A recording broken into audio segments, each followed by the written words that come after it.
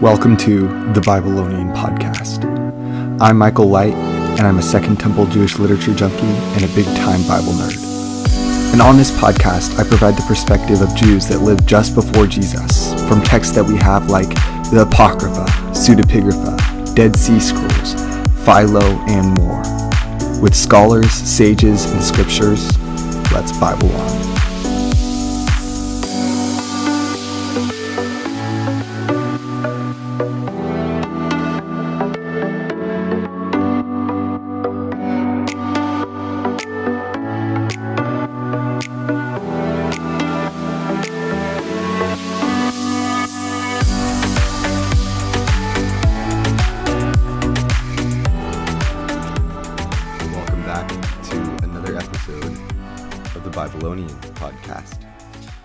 In the last episode, we explored Daniel, the Septuagintal version, and I mentioned how there are 3 editions found in the Septuagintal version that all have their own unique origins, but were later compiled when it was translated into Greek.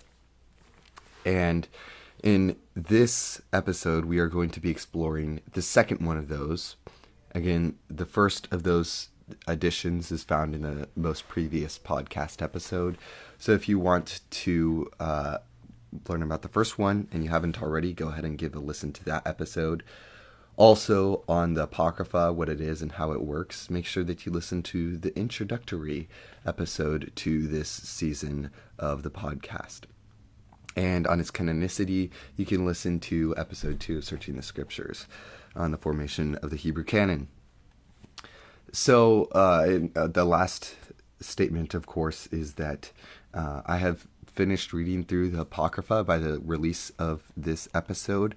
And so all of my notes on it, all of my Bible references, and everything else on the Apocrypha, except for the introductories that I'm still working on as I'm working through recording these podcast episodes, can be found on my website if you simply go to thebabylonian.com or michaeljlight.com. Go to Works and Writings and click on Apocrypha, and you can see it all there. So, without any further ado, let's jump into the book on its own that can be known as Susanna. Now, Susanna is a short story. In fact, as are the other additions to Daniel, it can stand on its own. And this one is 1 chapter long. That's really the length of 2 normal Bible chapters. It's 64 verses, similar to the Prayer of Azariah and also Bel and the Dragon. And Susanna is actually very different from the Prayer of Azariah and Daniel, in that instead of being apocalyptic, it is actually, on the other hand, very much more scientific and investigative. It's almost kind of like a murder mystery and courtroom tale. And also another thing to note is that there are 2 different Greek versions of Daniel. There's the original Greek, and there's Theodoton's version. And in the original Greek, this is in chapter 13, but in Theodoton's, this is actually before chapter 1. So it could either be the conclusion to Daniel or its introduction, depending. And there are also some differences between that. But either way, I'm reading from the NRSV, which uses the OG version. So, the book of Susanna talks about a righteous man and his wife, who's also righteous and very beautiful and follows all the laws of the Torah. They're living in Babylon, in exile, but they're rich. And this husband, Joachim, has this nice garden, and all these Jews would come to it because he's the most honored Jew of them all, as verse 4 says. And Susanna is the name of his wife. And it says that there are 2 elders that are chosen who are wicked. And the interesting thing about this is that it says that they're a fulfillment of a prophecy saying wickedness came forth from Babylon, from elders who were judges who were supposed to govern the people. However, there is really no verse that says that. The annotator in the Oxford annotated version of the Apocrypha, Amy C. Merrill Willis, says that there's no biblical corresponding passage for this. However, some have attributed this to Jeremiah 29, 21 through 23, and 23, 14 through 15. So anyways, there are these two wicked Jewish elders who are appointed, and they frequently go to Joachim's house with all the other Jews, and they lust after Susanna. And every day they go to see her as she walks about in the garden after all the Jews have left. And one day they pretend that they're going away from her house to go eat, and then they come back to her house to look at her in lust, and they both find the other person there. And they try to explain themselves away and figure out that there is no good excuse that they can give that'll throw suspicion off. So they both agree to work together and to trap her and to be able to give in to their lust for her. So one day they find her alone, and they sneak into her garden, and she tells her maids to go get ointments and oils for her as she goes to bath, and to shut the doors to the garden. But they don't see that these two elders are hiding in the garden. And so when the maids go out and shut the doors, these wicked elders jump out, come to Susanna, and tell her that they're burning with lust for her, and demand that she sleep with them, or they will testify against them, the both of them, and say that she was sleeping with a young man, and that is the reason why she closed the doors. So Susanna cries out, and she says, "What can I do? Either I must forsake the law of Moses and commit adultery with these two, or I must die at their hands because of their wicked lies." And she even cries out, as the law commands, for women who are committed in adultery in the city. And it says that in Deuteronomy 22:24. And so everybody hears it, and they come in, they rush into the scene, and the wicked elders lie about her and say that that she had slept with another man.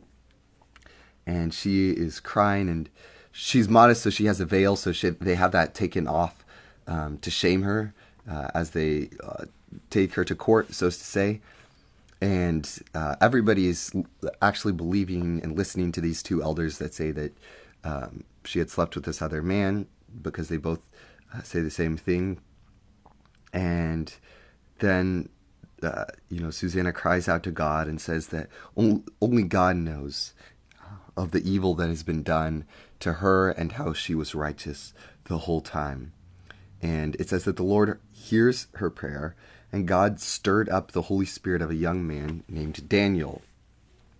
Now in this act, Daniel doesn't act as an apocalyptic who is able to decipher dreams. Daniel does not act with any mystical abilities, but only as a sort of Sherlock Holmes or investigator. And so Daniel comes up and he challenges these people, and he says, "Are you guys really going to believe these elders?" And he takes them away from each other, and he asks them each a question without the other one being there. And so the first one, he asks, "Under which tree did you see Susanna and this other young man being intimate with each other?" And he says, "Under a mastic tree." And Daniel says, "Very well. This lie has cost you your head, for the angel of God has received the sentence from God and will immediately cut you in two." And now the word mastic tree and cut are actually very similar sounding in Greek. So there's a kind of a word play on this because this book was originally written in Greek. And then he calls the other one wicked, takes him away, and he asks him the same thing. Under which tree did you catch them being intimate with each other? And he says, under an evergreen oak. And he says, very well, this lie has cost you also your head.